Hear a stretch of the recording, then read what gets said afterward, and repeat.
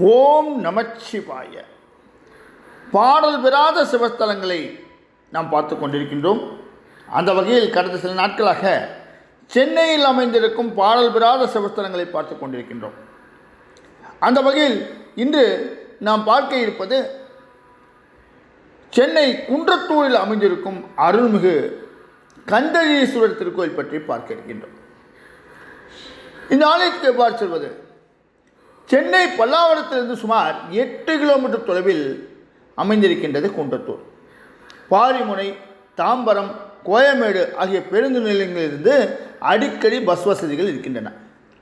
குன்றத்தூர் பேருந்து நிலையத்திலிருந்து 1 கிலோமீட்டர் தொலைவில் இந்த கந்தரீஸ்வரர் திருக்கோயில் அமைந்திருக்கின்றது.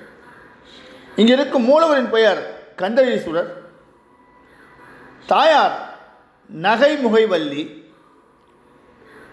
இந்த ஆலயத்தின் சிறப்பு என்ன? சதுர வடிவ ஆவுடையாரில் பிரம்மாண்டமாக லிங்க திருமேனியராக அருள்பாலித்து இருப்பது இந்த கோவில் சிறப்பாகும். இந்த கோவில் சோழர்களால் கட்டப்பட்டது. கிபி 1241ஆம் ஆண்டு திருபுவன சக்கரவர்த்தி ஸ்ரீ ராஜராஜனின் ஆட்சியில் இந்த ஆலயத்துக்கு செய்த திருப்பணி விவரங்கள் கல்வெட்டுக்களில் இருக்கின்றன. பல்லவ மன்னனும் ஸ்ரீகிருஷ்ண தேவராயரும் கூட இந்த கோவிலுக்கு திருப்பணிகள் செய்திருக்கின்றார்கள். பிரகாரத்தில் நர்த்தன விநாயகர், தட்சிணாமூர்த்தி, துர்க்கை, ரிஷபாருடர் போன்றோர் இருக்கின்றார்கள். பிரகாரத்தின் சுவற்றில் தனது காலை லிங்கத்தின் மீது தூக்கி வைத்து தனது கண்ணை பிடுங்கும் கோலத்தில் கண்ணப்ப நாயனார் ஓவியம் இருக்கின்றது. இந்த ஆலயத்தின் விசேஷ பிரார்த்தனை இல்லை. இங்குள்ள அம்மனை வழிபட்டால் தங்களுடைய வேண்டுதல்கள் அனைத்தும் நிறைவேறும் என்பது பக்தர்களின் நம்பிக்கை. நேர்த்திக்கடனாக இங்குள்ள சுவாமிக்கும் அம்மனுக்கும் அபிஷேகம் செய்து புது வஸ்திரம் அணிவித்து நேர்த்திக்கடனை செலுத்துகின்றார்கள் பக்தர்கள். இந்த தலத்தின் பெருமை என்ன? இந்த கோவிலுக்கு அருகே சேக்கிழாருக்கென தனி கோவில் இருக்கின்றது. சென்னை பல்லாவரத்திலிருந்து பம்மல், அனகாபுத்தூர் வழியாக சென்றால் குன்றத்தூர் எனும் அழகிய ஊரை நாம் அடையலாம். சிறிய மலை மீது கோவில் கொண்டிருக்கின்றார் முருகப்பெருமான். மலை அடிவாரத்துக்கு அருகிலேயே கந்தனின் மாமனான திருமால், ஊரகப் பெருமாள் என்ற திருநாமத்துடன் கோவில் கொண்டிருக்கின்றார். அதையடுத்து சிவபெருமானின் கந்தரீஸ்வரர் ஆலயம் அமைந்திருக்கின்றது.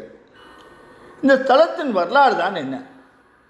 பெரிய புராணம் எனும் மகத்தான நூலை அருளிய சேக்கிழார் வைகை நதிக்கரை தெய்வங்களை வணங்கிவிட்டு காவிரிக்கரையில் இருக்கின்ற கடவுளர்களை தரிசித்துவிட்டு பாலாற்றங்கரையில் அருளும் இறை மூர்த்தங்களையும் பிரார்த்தித்துவிட்டு குசஸ்தலை நதி பாயும் ஊரை நெருங்கினார். வழியில் அற்புதமான சிவாலயத்தை கண்டார். அது சோழ மன்னனால் கட்டப்பட்ட கோவில். வாழையும் தென்னையும் அதிகம் பயிராகும் பூமி அது. மலையும் குளிரும் கைகோர்த்த மண்டலம் அது. மலையின் அடிவாரத்தில் இருக்கின்ற இறைவனை தரிசித்து அங்கேயே சில காலம் தங்கி தவம் செய்வது என்று முடிவு செய்தார். பிரம்மாண்டமான சிவலிங்க மூர்த்தத்தின் சாநித்தியத்தில் தன்னை இழந்தார். தனது சிந்தனைகள் முழுவதையும் சிவபாதத்துக்குள் குவித்து சமர்ப்பித்தார். தன்னையே சிவனாரிடம் ஒப்படைத்தார். இதைத்தான் சரணாகதி என்று சொல்கின்றார்கள். ஒரு நாள் அந்த அடியாருக்கு அற்புத தரிசனம் அளித்தார் சிவபெருமான்.